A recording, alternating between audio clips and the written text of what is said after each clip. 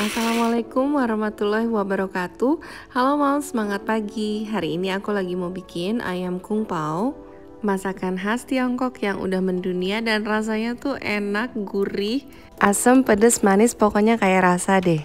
Nah, untuk Moms yang ingin tahu cara pembuatannya, jangan kemana-mana dan jangan lupa untuk klik like, subscribe, dan juga nyalakan loncengnya supaya tidak ketinggalan video-video masakan lainnya. Nah, ini bahan-bahan yang kita butuhkan untuk membuat ayam kung pao. Untuk bahan serta takarannya bisa dilihat di kolom deskripsi ya Moms. Oke, kita akan segera membuat ayam kung pao. Pertama-tama kita akan iris tipis-tipis bawang putih. Nah, nanti ini akan kita gunakan untuk marinasi ayam. Nah, ini kalau sudah tipis seperti ini bisa kita sisihkan dulu. Sementara untuk ayamnya bisa kita potong kotak-kotak seperti ini. Lalu akan kita marinasi dengan bawang putih yang sudah kita iris tipis. Selanjutnya garam, lada, dan juga saus tiram serta kecap manis. Nah, ini kita aduk-aduk supaya tercampur merata. Selanjutnya kita tambahkan juga maizena yang sudah dicampurkan dengan air.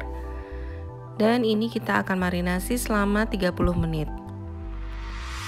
Selanjutnya kita akan mengiris bahan-bahan lainnya mulai dari cabai merah, bawang putih, bawang bombay, jahe, serta daun bawang.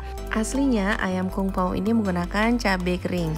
Jadi sebenarnya ayam kung pao ini lahir dari ketidaksengajaan pada masa pemerintahan Gubernur Ding Baochan yang baru pulang dari dinas dan kelelahan ingin makan siang dan dibuatkan oleh juru masak dengan bahan-bahan yang seadanya di dapur.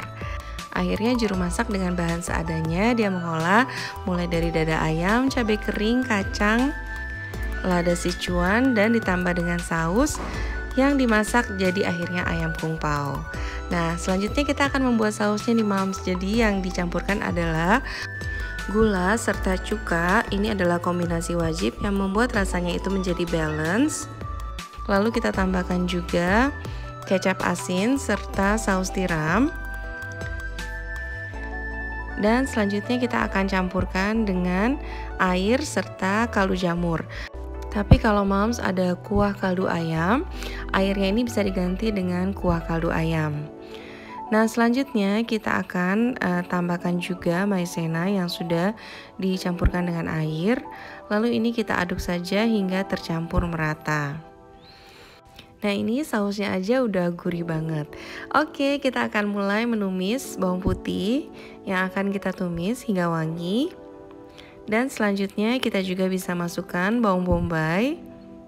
Ini kembali kita tumis hingga wangi. Masukkan juga jahe serta cabai merah. Lalu kita akan masukkan juga ayam yang sudah kita marinasi. Dan selanjutnya ini kita masak hingga matang.